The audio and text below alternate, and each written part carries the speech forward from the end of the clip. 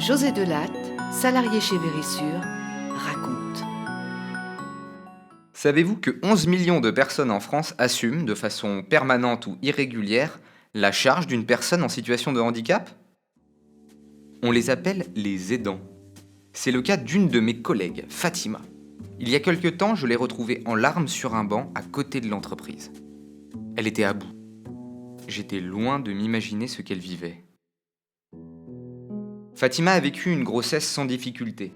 Elle était tellement contente d'être enceinte. Et puis, la petite Sarah est née. Fatima me montrait sans arrêt des photos de sa fille.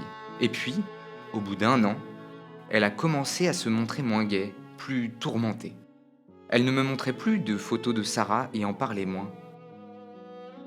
Ce dont personne ne se doutait dans l'équipe, c'est que Fatima et son mari étaient très inquiets, car Sarah n'évoluait pas comme les autres enfants de son âge. Elle réagissait peu aux stimuli et n'avait pas de tonus musculaire suffisant pour marcher à quatre pattes ou se tenir debout. À 1 an, ce n'était pas normal. Au fil du temps, son état n'évoluait toujours pas. Après des examens psychomoteurs prescrits par la pédiatre, le diagnostic révèle que Sarah a une maladie génétique affectant son système locomoteur et son langage. Fatima et son mari sont dévastés, mais ils refusent de baisser les bras et décident d'entamer un dur combat pour la prise en charge de cette maladie peu reconnue.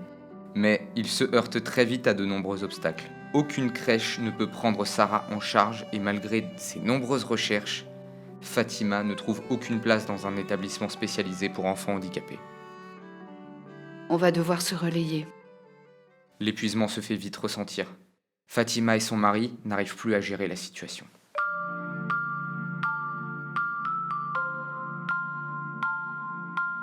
Voilà ce que me raconte Fatima un matin sur ce banc.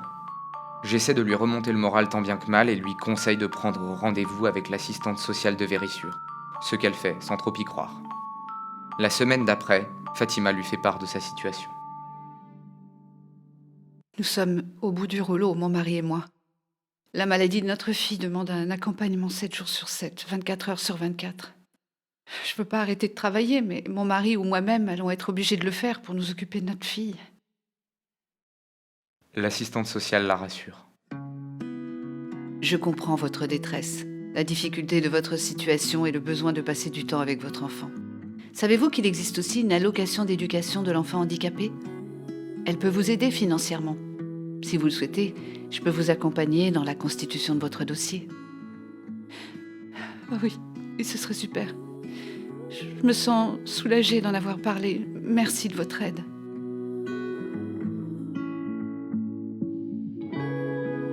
Toute l'agence de Fatima s'est mobilisée et a contacté la responsable RH pour l'informer de la situation. Tous les experts sécurité souhaitent faire don de leur jour de congé pour lui permettre de passer du temps avec son enfant. La responsable RH prend contact avec Fatima pour obtenir son accord et mettre en place le don de jour. Le soir, pendant le dîner, le mari de Fatima est ravi de voir sa femme sourire. Ça faisait tellement longtemps. Fatima regarde sa fille, le regard plein de fierté. Maman va être là pour toi, ma chérie. On va pouvoir passer du temps ensemble.